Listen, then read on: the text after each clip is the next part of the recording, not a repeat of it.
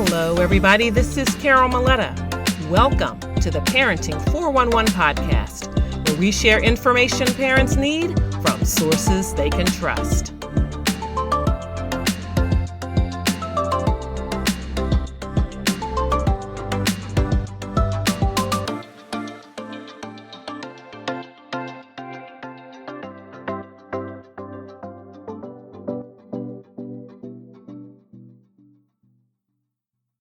Hey there, it's Carol Maletta, your host of the Parenting 411 podcast. Today, we are so thrilled to have Kevin Baker, a certified professional life coach and an expert in teen empowerment.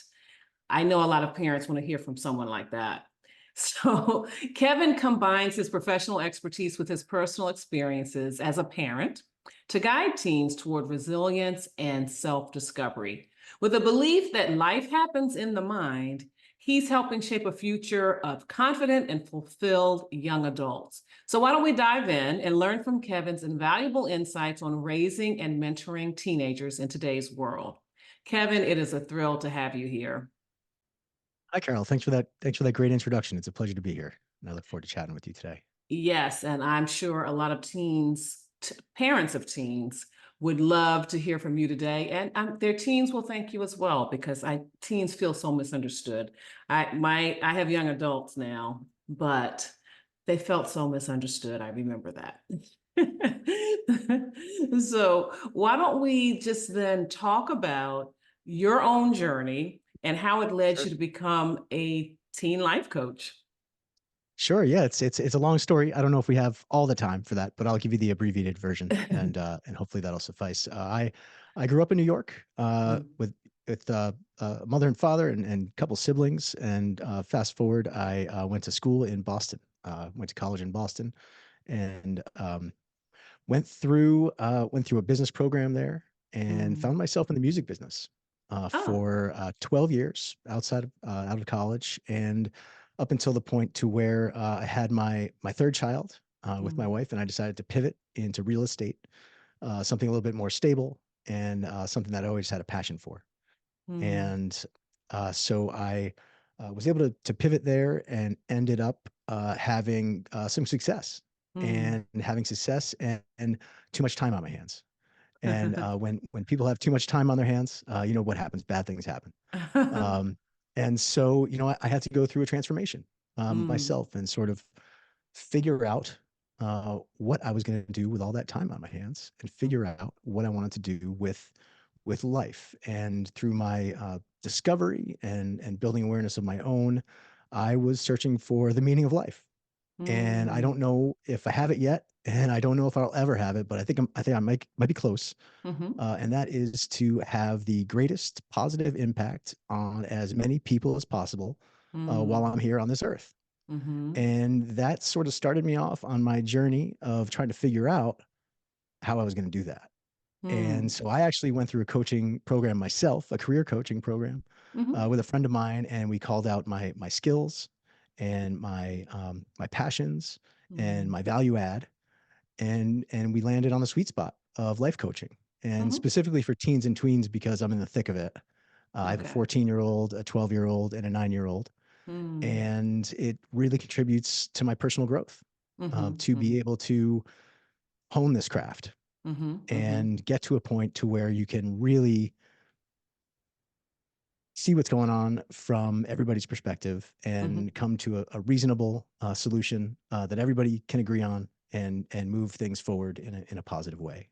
Mhm. Uh, so Mhm. so that's so that's really how I became a certified professional teen life coach. There was a lot of practicing along the way. Mhm. I have done mentorships. I have probably over 500 hours under my belt right now. I've probably coached over 200 kids, Mhm. and it's great. Every kid's different, and Right. we have a great time. And I have this uncanny ability to build rapport with the kids. We talk about video games, and we talk about sports, and we talk about what's going on in life, and what can their Mhm. parents do better, and what can they do better, and to come get all of it out in the open, Mhm. and Mhm. figure out what limiting beliefs they have, and Right. figure out figure out what's going on with them and what they envision and how they can be the best version of themselves. Mm-hmm. And it's interesting. Your journey sounds very similar to mine. I came home from corporate marketing, stayed home to once I had my twin sons, and really moved into parent education because of them, because I took a few parenting courses myself when they, around the time that they hit the teachable twos, and also had to learn a bit about child development.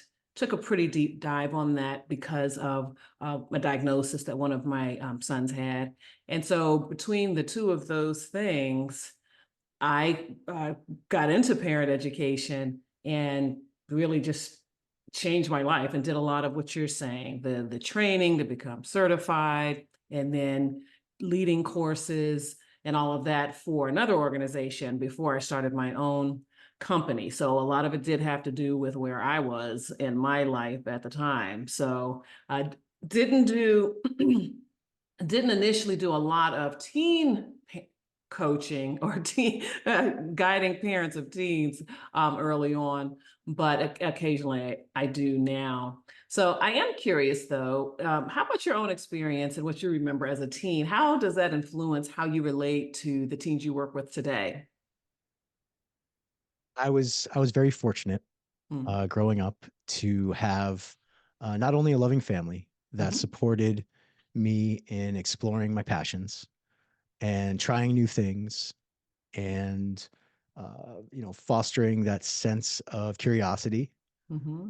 but also to have uh, really amazing positive mentors in Hmm. my life. Hmm. Growing up from participating in, I remember, my fifth grade teacher, Hmm. to this day, I'll never forget him. Uh, Hmm. my sophomore year history teacher.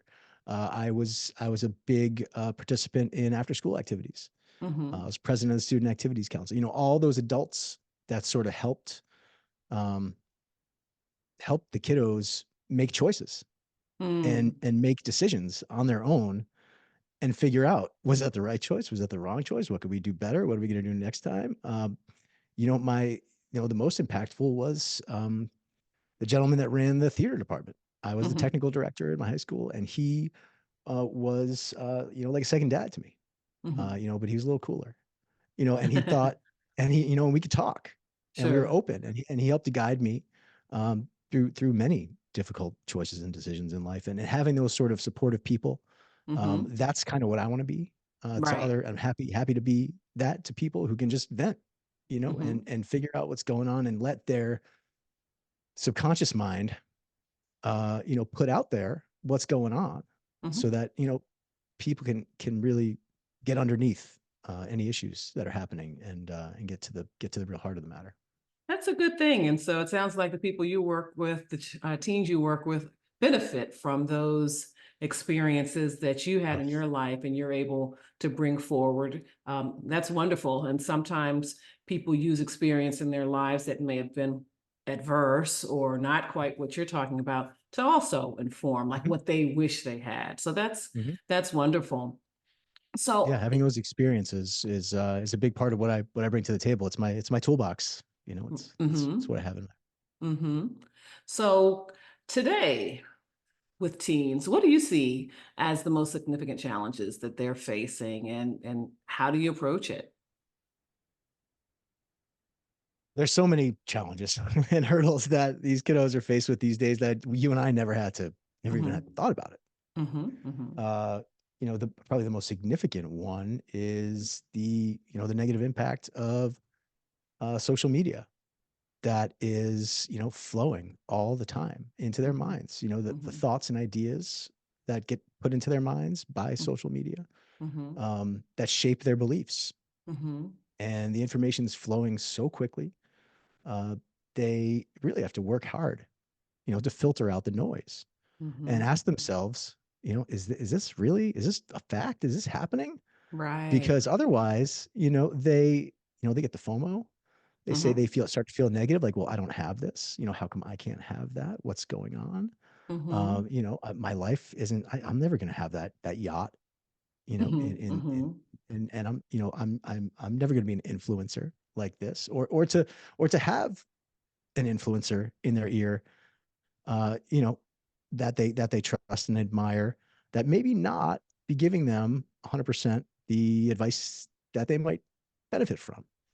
Right, and they're So there's also just not showing so their real life either.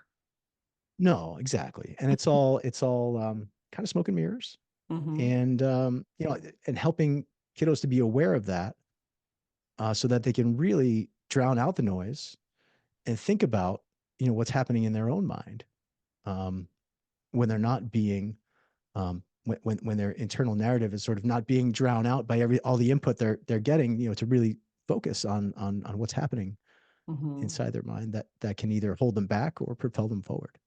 mhm.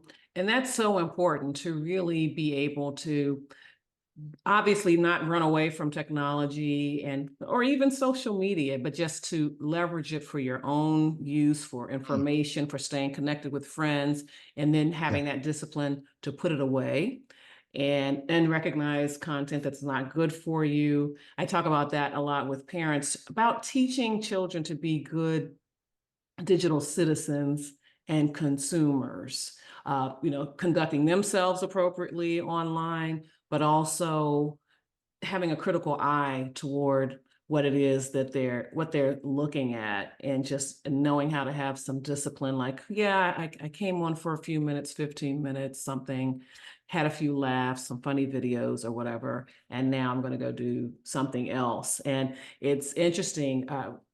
I would say that my children, they got 9 years without social media and phones. Or, they didn't have a phone at 9, but just the knowledge that you could have, you could have Mhm. a It was well cell hidden phone until and, yeah. and everything. Yeah. And so I'm so glad about that. My biggest worry then was television and watching too much television. And I always would talk to them, just like we're talking about social media. It's just so funny. And they're just 24 years old now. But we were just on Sunday having a conversation about how strict I was about the things that they watched on television. And sometimes it wasn't always for because it was pornographic or they were using profanity or Violent. something like that, Yeah. but it was Yeah. like they were watching things that they just didn't understand. Like it was geared, like it was might have been a comedy, but it was geared for adults my age. And they would be sitting there and the jokes are just going over their head. They're not laughing at what they should be laughing at. I said, so you don't understand this show. You all don't need to be watching it. It's not. And they were like, well, they're not doing anything bad. I said, yeah, but you don't understand it. I don't want you to get into the habit of sitting in front of TV. It's not informing you, it's not entertaining you, but you're just sitting there because you have nothing else to do. So this show is off the list until you're a little bit older and understand what's going on there. And so we were talking about that, and he was, believe it or not, he really appreciated it and really Good. wasn't complaining about, yeah, you all didn't let us look at this, that. He Yeah. actually Actually, appreciated mom, you it. did a great job. Thank you. Yeah. Right. He's like, yeah, you were so right. Because once they were old Yeah. enough to watch it, he's like, yeah, we didn't know what was going on there. Yeah.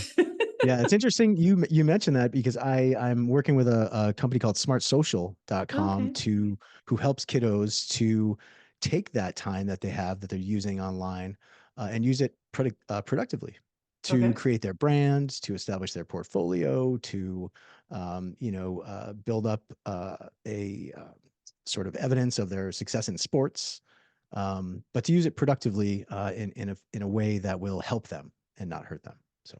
And that's a good idea because I tell you, this college admissions process is very different now. You've got applications with kids that, like you said, have a full portfolio. They've got all kinds of interactive elements that go with their with their application.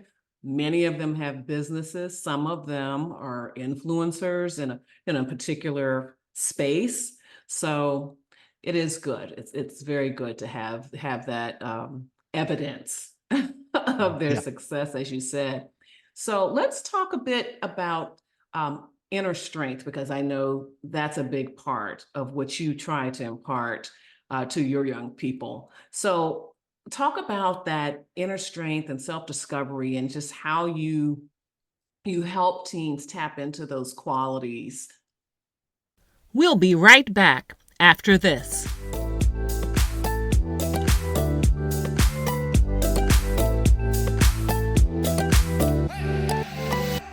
If you're looking to reach a massive audience of parents and caregivers, then look no further than ProPix by the Parenting 411, the ultimate marketing program designed to skyrocket your brand to new heights. With ProPix, we've created 3 incredible packages to suit your marketing needs and budget. So let's take a look. First up is our social starter package. You'll receive a stunning graphic promo piece, plus we'll also feature your brand on the Parenting 411 Instagram page. It's the perfect way to make a memorable first impression and get parents buzzing about your business. Now, if you're ready to level up, our Parenting Pro package is where it's at. You'll enjoy all the benefits of the social starter package, plus more awesome benefits, including exposure on the Parenting 411 podcast, which reaches parents in more than 22 countries each week. But wait, there's more. For those seeking the pinnacle of marketing power, our Elite Exposure package is the way to go. You'll get even more exposure across our platform, including thousands of followers and connections on LinkedIn. Get ready to dominate the airwaves and establish yourself as the go-to resource for families everywhere. Take advantage of ProPix by the Parenting 411 today and unlock unparalleled marketing opportunities for your business. But I should tell you that prices are set to increase on November 1st, so act now. ProPix by the Parenting 411 is your passport to the hearts and minds of parents. Visit ProPixbyP411.com. Join us today and watch the magic happen.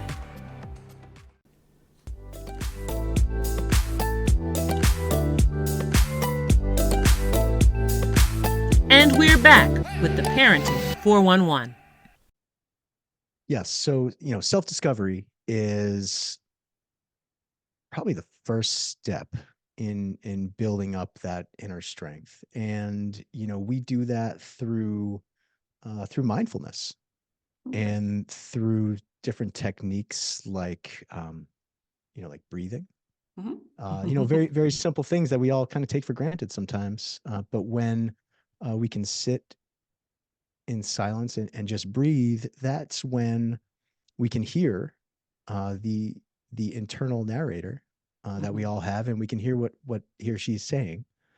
And those are the things, those are the thoughts that we have that we don't even have to think about. They just sort of happen. They're automatic. So we have to really come to realize, what are those automatic thoughts? Are they positive? Are they negative? Are they holding us back? Are they motivating us to do more? And I think a lot of the time we find that these are negative thoughts that happen. And they are things like, I'm not good enough. I'm not smart enough. I am, I'm never going to make it. Right. These are real things that happen in everybody's head. And so if we're able to separate that internal narrator out from actually us and just know that those are just thoughts. Those are just thoughts that are happening, and they're happening for no reason other than you've had those inputs in your life, and now they've turned into a belief. Right. And so realizing that we've had those inputs and now we have these beliefs and we're aware of them, that they're happening, we can actually flip those negative thoughts around into something more positive. So when we tell ourselves, I can't do that, well, actually, I can do that. With practice, I can do that. Right. And then if we can tell ourselves that, and we can rebuild those neural pathways that have been set for so long to say, I can't do that. Well, now over time, we can keep telling ourselves that with practice, I can do that. With practice, I can do that. And that's how you build the inner strength. It's like going to the gym for mental health, to reinforce the positive thoughts and reinforce that, if you can think it, you can do it. Right. Right. Start to train ourselves like that. And it's the funny thing about the brain, like you've got to tell it because it will it will go along with what you say. And so Yeah. if you Or allow and it will that, run away on its own too.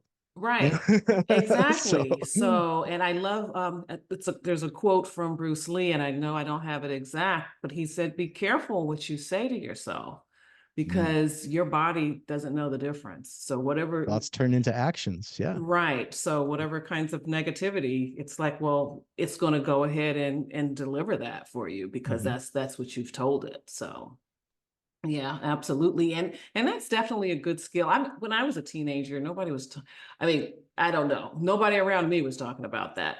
That those kinds of things and like meditation and all of that. I mean, I knew it was out I just there, learned about it 2 years ago. Yeah. but I for mean, this wasn't teens, the, yeah.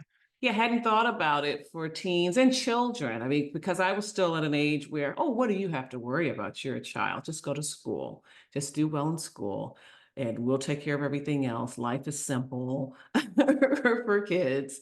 And there wasn't this thought, I mean, of coaching for kids but I think it can be very valuable. And I think the sooner we can help them to develop that inner strength and self-awareness, that part. I think that's just a tremendous gift that we can give our children. They save a lot of time in their Oh, 20s trying to figure yeah, this stuff out. that's right. And then they don't end up in therapy in their 30s. Right. That's the goal, is to take a proactive approach in the teens, Mm-hmm. so that they can be the best they can be all throughout their teenage years and their 20s and their 30s, and stop any generational trauma that's Mm-hmm. sort Mm-hmm. of handed down to them along the way. Right, right. And you talk about, well, we've been talking about mindset pretty much here. And you have your philosophy, life happens in the mind. Mm. So how do you make that real for teens and help them apply that in their daily lives? I didn't come up with the life happens in the mind. That was a friend of mine, but I stole it and I love it. I love it, Right. because it's so true. Hmm. Because we have told ourselves these stories, Hmm. because we have a whole narrative Hmm. that's happened between ourselves and a parent, or ourselves and a friend, or ourselves and someone we've never even spoken to or met Hmm. face to face. Hmm. There's a narrative there. There are perceptions, Hmm. and what we have to do is be aware of um, how our minds process different information, and how is our perception affected by any beliefs we have. So if Hmm. we have a negative limiting belief that um, that person doesn't like me, just because they looked at us funny, or they were having a bad day and they didn't smile when we connected with eyes, um, we have to ask ourselves, is that a fact? Is that a fact that that person likes you, or did you just have that thought because you have that perception, because that's what happened the first time you saw them? And I would also Um, wonder, is that a fact and does it matter? and does it matter? And so Does it what? change who you are Yeah, and exactly. and your work? And so If what? it is, I Yeah. mean, like you said, is it a Hmm. fact? And Hmm. so examine that. And Hmm. if they do discover, yep, I'm pretty sure. I mean, they talk about me all the Yeah. time. They do Right. X, Y, Z all the time. Yep, Yeah. they don't like me. So Right. then does it matter? Does it The change only who person you that's a are? problem for is Hmm. them, Right. because that's the way they're thinking, and you can't control that. Hmm. So, Hmm. let's move on and focus our energies in a more positive direction. Yeah. And then not everybody's a friend. There are friends and there are people, Yes. and they're just people. That's Right. okay. You don't Hmm. have to be friends with everyone. Mm-hmm. Mm-hmm. And that can be hard to a hard lesson to impart to teens and certainly children. They're like, well, what do you mean? Like they think everybody's a friend, you have to like everybody, everybody should like them, and they just can't imagine in the space of 10 years or the space of 14 years that they've lived that there would ever be a time where they could walk around and just understand that person's not, they're okay over here, they're not for me, like they, you know.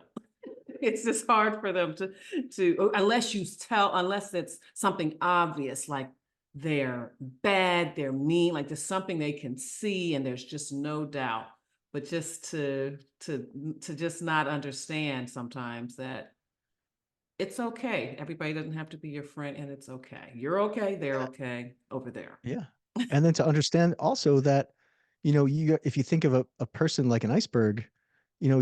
you're only seeing the tip of the iceberg. They might have a lot going on Mm-hmm. underneath. And Mm-hmm. everybody does.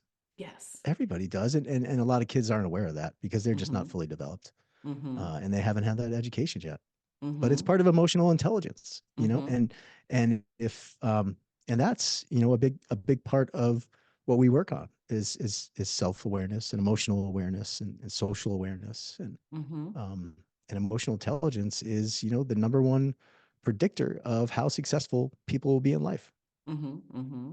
And so if we can foster that and start to explain this sort of stuff to the kiddos, I think everybody will be a lot happier. Mm-hmm. Mm-hmm. Now I'm curious, during the pandemic, how did your work change or did it change? Because maybe the people who come to you already are aware that teens need this kind of support and Hmm. understanding. Uh, or maybe Well, not. during the pandemic was when I realized that uh, this work needed to happen. Okay.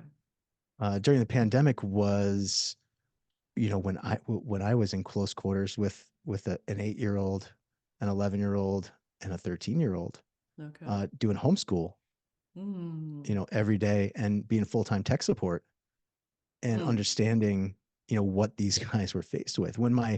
Second graders, when my second grader got sent home from Mm. school in March, and he had a graduation where everybody was waving in the cars, like driving, Mm. in front of the school. And it's like, this is not what,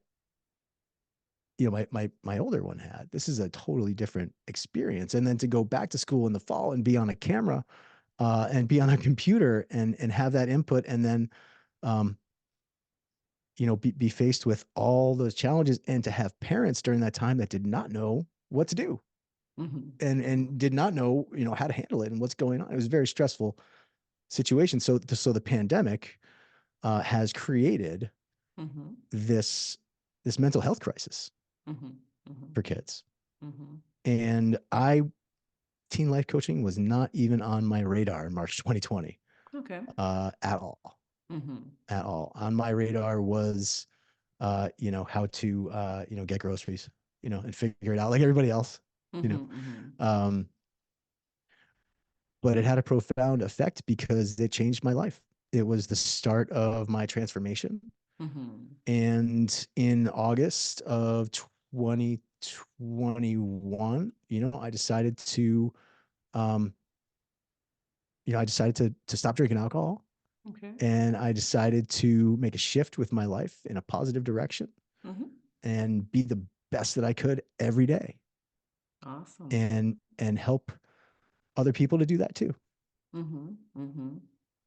because that's what I came up with the meaning of life, was to have the biggest positive impact on as many people as I could. And yeah, Mm-hmm. COVID was the opportunity that Mm-hmm. was presented, where I could um, see a need and make a pivot, and then start on a trajectory to be a positive influence for as many people as possible. Yes, well, that's thank goodness because that, COVID kind of really pulled back the curtain on the emotional lives of our children. And I I hope anyway that, with the pandemic being gone, that we are continuing to focus on that and not see it as just kind of something that happened during that time and going back to business as usual. I mean, mental health is just really so important. So, It's so important. Yeah, it's so mm-hmm, important. And it's therapists. They're really busy. mm, And sometimes it's tough for kiddos to get a therapist and get in with someone that they feel is a good fit, someone that can relate to them. mm-hmm, And I'm another option for mm-hmm. folks that want to uh, focus on the positive, Now, and are set some you? goals Mm-hmm. and take action. Now, are you largely virtual or in Mhm. person? Yeah, all virtual. That Okay. way I can reach as many kids as possible. I Okay. see kids in California and in Canada and Florida and Arizona and West Virginia Wonderful. all on the same day. Oh, So it's okay. great. We Wonderful. have these group calls on Tuesday nights, and Mm-hmm. sometimes there's 30 kiddos in there. Mm.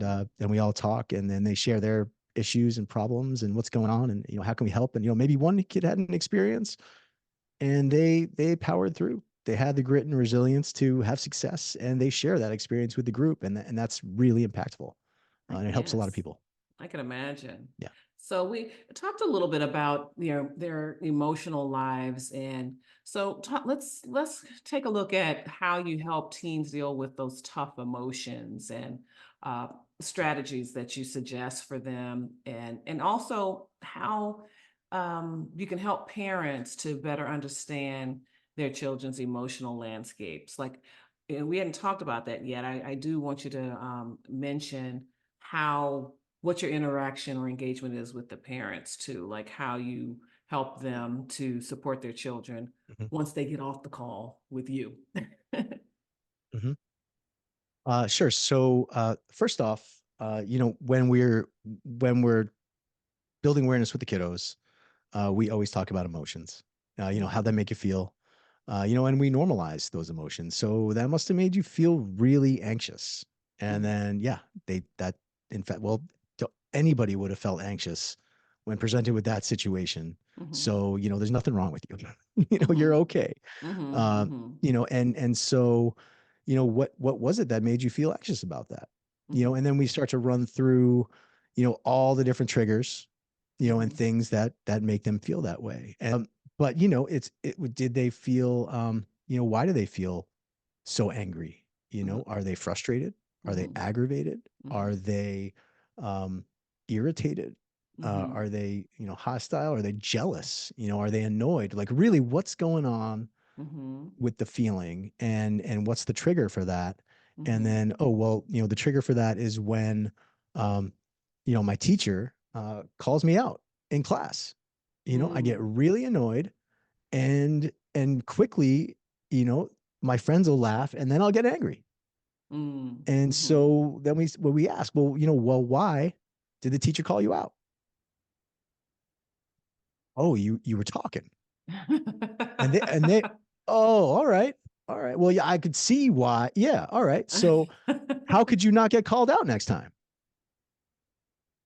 Not talk. Okay, great. Perfect. Let's try that.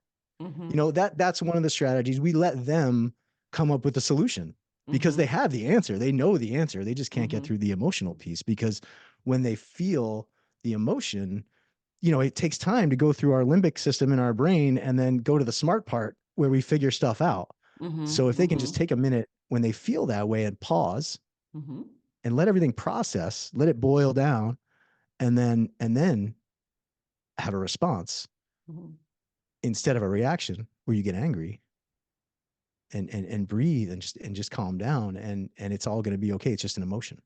mhm, mhm, Um, and and and for the parents, it's the same sort of thing.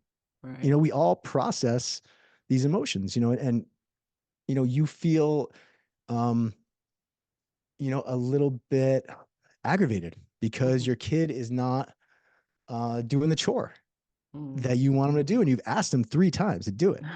Uh-huh. And really, you're starting to really get frustrated and angry, and Mhm. that's normal Right. because you want it done.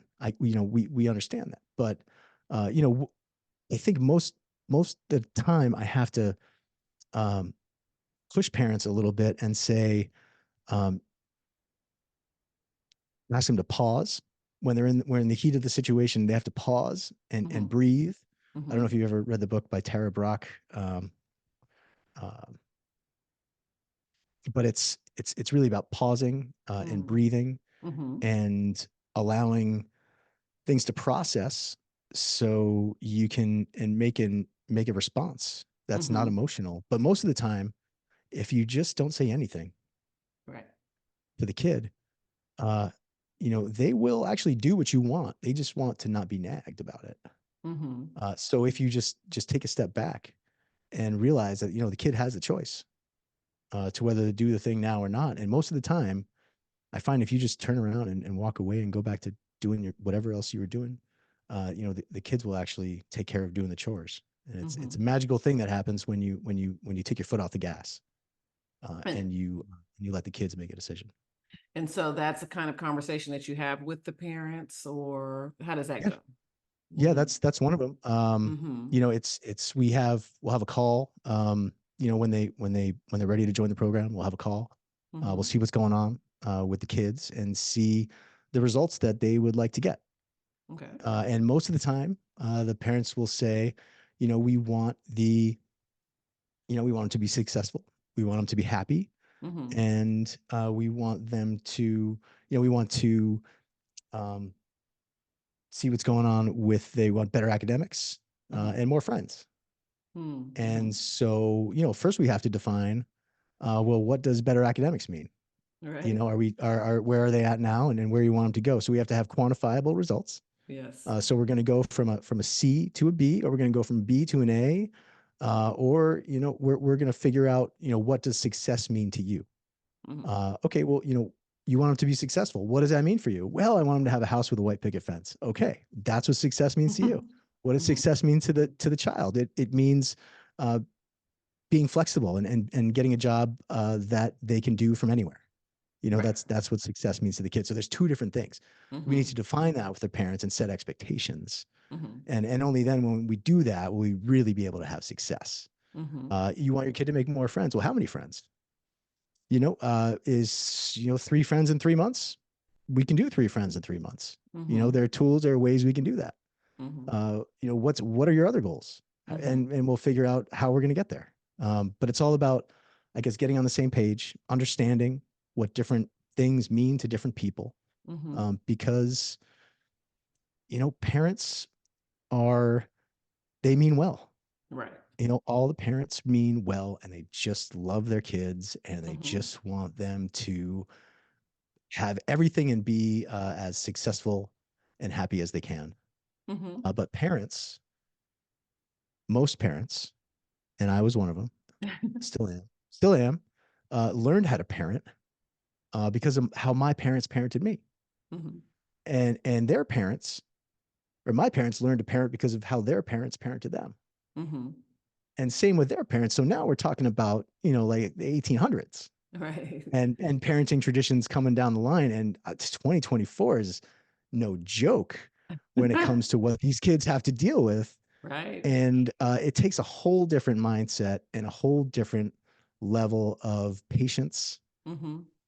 and love Mm-hmm. and support, Mm-hmm. and it's hard. It's so Yes. hard to have that mind shift, but it's something that if you want to have a relationship with your kiddo Mm-hmm. that is like an unbreakable bond, Mm-hmm. then you have to let them have some autonomy and Mm-hmm. let them make the choices and let them show you what they can Mm-hmm. do because they can do it. Right. And you said something where you talked about how as parents, we're we've learned from our own parents. And so we've brought that with us into our experience with our children. And that's been happening over generations. But the interesting thing is that we see what they're doing. We can remember specific acts or for specific sayings that our parents had, but we don't always understand the context. We don't always know what they were thinking. And especially in previous generations, they didn't always talk to kids about this is what I'm thinking, so this is what you have to do. It's this is what you have to do. That's what you do. Yeah. Yeah.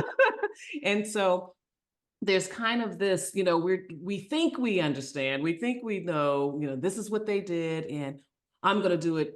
I turned out okay, and I'm going to do it too. Whereas we don't know, they may have been taken into consideration some things, some objectives that they had. They may have been taking into consideration some aspects of our personality or how they perceived us, and that's why they said XYZ. That's why they signed us up for whatever. And so that's what we have to do. Like you said, 2024 is no joke. Mhm. So, yes, there are a lot of things that we can replicate from our experiences, but we also have to recognize that we have to adapt it to the children we have right here, because even our children are not exactly like us. My twins are not exactly alike.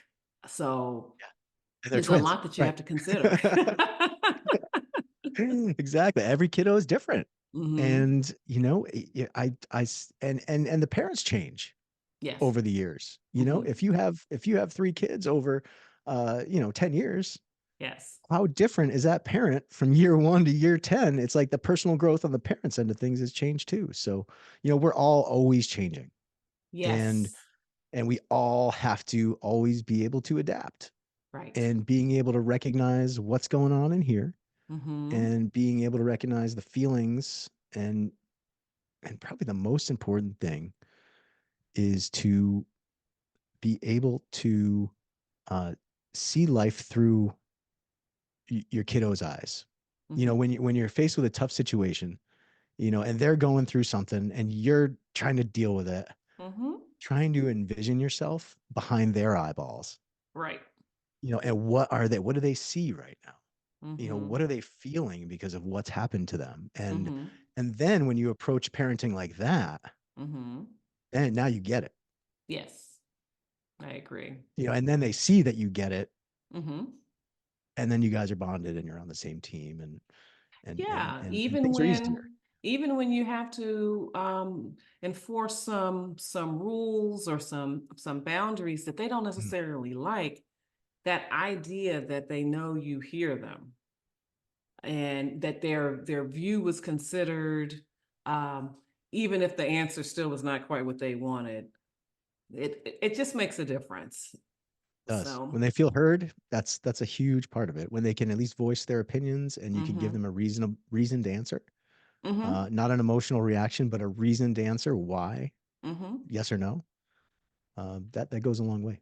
And I would also say too, sometimes when we as parents see a way that they want to do things, they have an idea, they want to do something, and we are just, and they know we are just not 100% comfortable with this, but go ahead, let's see how it works out.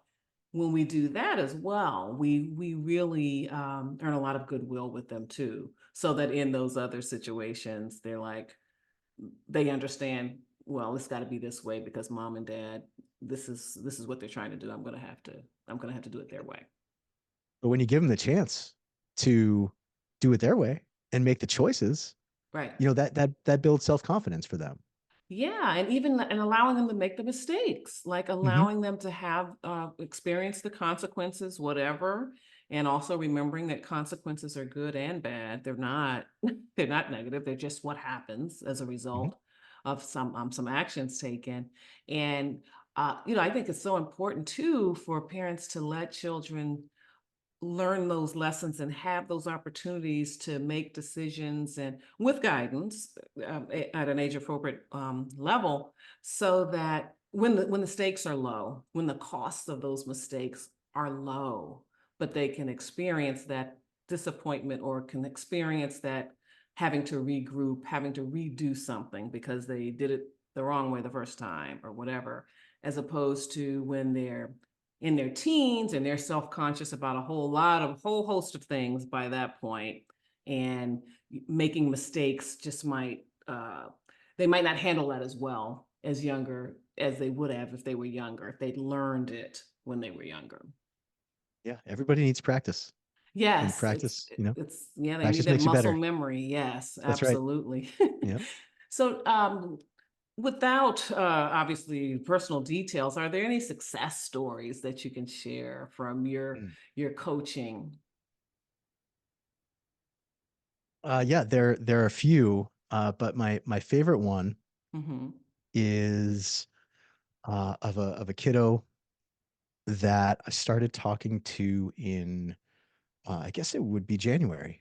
Mm. We started right after the new year, Mhm. and his mom came to me and said, we've been to therapy for years. We've tried a lot of different things, but he's still he won't get out of bed. He won't Oh, get out of bed. He won't go oh, to school. mm, He wakes up and he starts having these thoughts, oh, and they start as soon as he wakes up. He can't. He doesn't know. He had suicidal thoughts. He didn't. mm, He he had some stuff going on where mhm, um those negative limiting beliefs were sort of taking over, mm, and so we chatted for we it probably took us. I would say our first session was great. Our second one, we started to make some progress, okay. and we started to call out, okay, what are those limiting beliefs? And then we went through the practice of beginning to build that muscle. Mm-hmm, Build that muscle of changing his limiting beliefs into empowering beliefs. mm-hmm. And 1 month into it, we were talking about he was joining the Young Entrepreneurs of America club, Oh, and okay. he was um, about to go on safari in Africa, and Wow. he's thinking about which colleges he's going to apply to. Wonderful. And we were able to do a huge shift on his state of, I guess it was really, it was almost, it was a huge state of fear Mm-hmm, that he had, that he wasn't going to make it, mm, that he was never going to be successful, mm-hmm, that he wasn't good enough. And we had to shift all those things. And luckily, he put the hard work in, mm-hmm, and we were able to work together to, I think he did a total 180.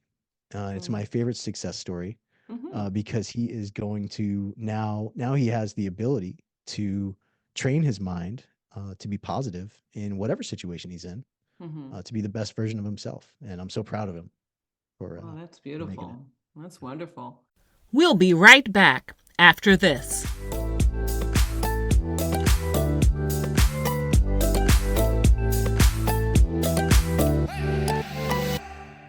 Are you a parent looking to unlock your potential in raising confident, capable, and courageous children? Well, look no further. Join us at the upcoming Parent and Purpose Summit Back to School Edition, where parenting experts from around the world will come together to share their wisdom and insights. I'm Carol Maletta, founder of the Parenting 411. This summit is your opportunity to gain essential skills and tools to become the parent you've always aspired to be. Over 5 incredible days, we'll dive deep into topics like positive discipline, effective communication, mental health, self-care, school readiness, and more. An attendee from our last summit told us, "This summit changed my parenting game. I feel more confident and connected with my children than ever before." So secure your seat at the Parent and Purpose Summit today. Visit parentandpurposesummit2023.com. That's Parent and Purpose Summit 2023.com. And click the registration button to join us on this transformative journey. The Parent and Purpose Summit, where intentional parenting begins.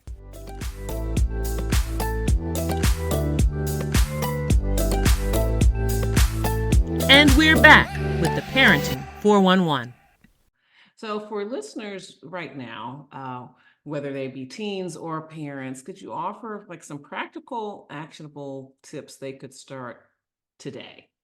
Maybe steps that Hmm. could help them to foster better understanding and start to strengthen their relationship.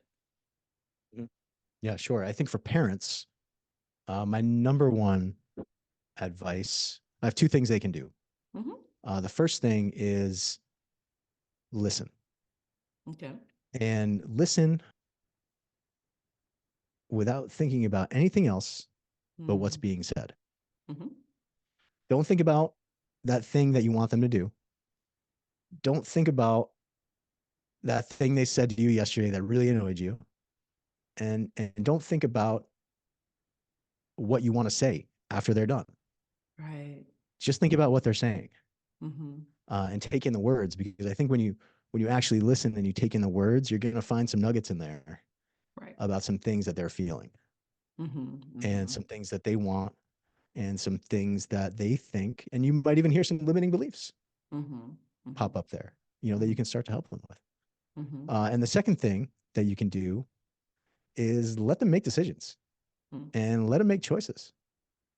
And, if you're, put them in situations, give them the opportunity Mm-hmm. to make decisions, at the grocery store. If Mm-hmm. they are, uh, if you need a couple things, give them $20 and tell them to run in and get it, and come back out, and bring the change. Mm-hmm. Uh, all those things, will help them with life skills and helps build self-confidence and helps them be on the path to positivity. And for the Yes. kiddos, the one thing I would tell them is that if you can think it and you can envision it, then you can accomplish it. Mm-hmm. And there's nothing in the world that can hold you back, because you and we're the same people. We have the same abilities. Mm-hmm. It's Mm-hmm. all about how we think about it Mm-hmm. and the actions we take, Mm-hmm. um, that that decide where we're going to go. Mm-hmm. And if you think you can do it, then you can do it. Mm-hmm. But you have to train your mind that way. You have to Right. train your mind to be positive and to reach for the stars. And your subconscious already has a vision. And this is another exercise that I do, that I love to do Mm-hmm. with the kids, is an envisioning a visioning exercise, Mm-hmm. where I ask them, where do you see yourself? And eyes closed, we do breathing thing. Where do you see yourself in 5 years? Mm-hmm. Or where do you see yourself in 10 years? And the answers they come up with are awesome. And that's what we use to set the goals. Because Right. they know, well, I want to go to Japan. I want to live in Japan. Okay. Well, what would it be like if you learn Japanese? Well, that'd be great. Okay. That's our first goal. That's where we're going to start. Mm-hmm. Mm-hmm. And those types of things, letting them know that anything's possible Mm-hmm. and don't let anything hold you back. Um, that's the kind of motivating thing that we like to talk about to set people off on the right track. Mm-hmm. So when you think about teen life coaching and just the field that you are in, uh, what do you think it's going to look like in the future based on the teen? Do you think it will become the norm, and that more Mm. people will really be taking advantage of expertise of people like you to really help teens get their mindsets I think so. I think organized? that the theory behind life coaching Mm-hmm. should be embraced, Mm-hmm. and I think it should be incorporated into uh, everything that the kiddos do. Okay. From sports coaching Mm. to school, Mm-hmm. to what guidance counselors offer. Mm-hmm. And if it were up to me, I would say that expanding the theory and the practice of life coaching for teens, or life coaching in general, life Mm-hmm. coaching for young adults, expanding Yes. that practice into the educational field, Mm-hmm. and have it actually become an alternative option for kiddos, instead of going to college. Mm-hmm. That some kiddos may be on the track, or maybe you take a year off, and Mm-hmm. you get coached and you get your mind right, so that when you do go off to Harvard or Princeton or MIT, you have that positive mindset, Mm-hmm. so you can accomplish more, and you can be the best version of yourself. Mm-hmm. That's where I see it. I see it as an educational tool, that we can all use to ensure that we are developing a happy Mm-hmm. and mentally healthy generation. Right. I think that's very important, that mentally healthy piece, and equipping them to create the life they want, to create their happiness, because we can't really make them be happy, but give them the skills to create a life that makes them happy. Um, yeah, I definitely can see that we need the next generation of leaders to be well-adjusted, Yeah. self-aware, confident. Regulate And their emotions, the whole thing. Yeah. yes, yes, it's just shocking sometimes the things that I'm seeing, and and I also even talk about with the school shootings and violent incidents that we hear about at school. And when they investigate, you'll find that it's something where they couldn't handle rejection from a prom date, like that's something that Mhm. happened in Maryland, right? Or someone broke up with them, or of course, there's bullying, which that's a whole nother issue that needs to be addressed. But it usually is something like that, not getting what they wanted, Mm. and the solution, and it's like 0 to 60, they go through not talking about it or arguing about it or something, but just I'm going to I need to hurt people, and or even kill people. And but so it's just really helping them to learn more about how to handle when things don't go as planned. In fact, the state of Maryland, they have been working with some professionals to start some teen life coaching, Wow. because yeah, I mean, you have to learn how to handle disappointments. I mean, we don't always get the job we want. We don't always get the person that we're interested in, we want to go out with and get to know better. They don't always like us back, or just whatever it is, doesn't Yeah. but it doesn't diminish who you are as a person. And it's just really that resilience, bouncing back from those disappointments, and that is also a muscle that Right. needs to be exercised.